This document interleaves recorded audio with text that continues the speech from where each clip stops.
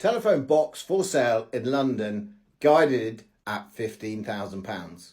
Now, what would you do with one of these telephone boxes? The classic red telephone boxes that are icons around London, and that's why it's grade 2 listed. So there's only a certain amount that you can do to it, because obviously you probably need to keep it red, but it must be actually per square foot one of the most expensive real estate pieces in London for that amount of space.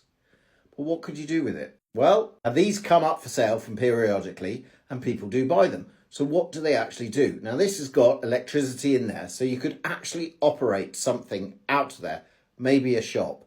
There's going to be scope for advertising space, because if you have a high traffic area, and this looks like a relatively high traffic area, you're going to get thousands of eyeballs on this telephone box a day. So you could sell the advertising space. You could also sell the retail space, the actual space within the telephone box, and people could trade out of it. I've seen coffee shops trade out of there. I've seen also, I think, mobile phones, probably vape people trading out of those. Any shop that needs a small amount of space could trade from here.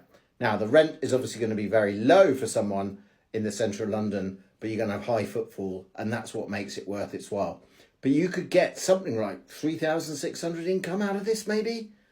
I'm not 100% sure, but that's not a bad return on a 15 grand investment. Obviously, you've got auction fees, obviously you've got other management fees and those kind of things, but actually you're going to get a 20% plus return on your investment if you buy a telephone box like this.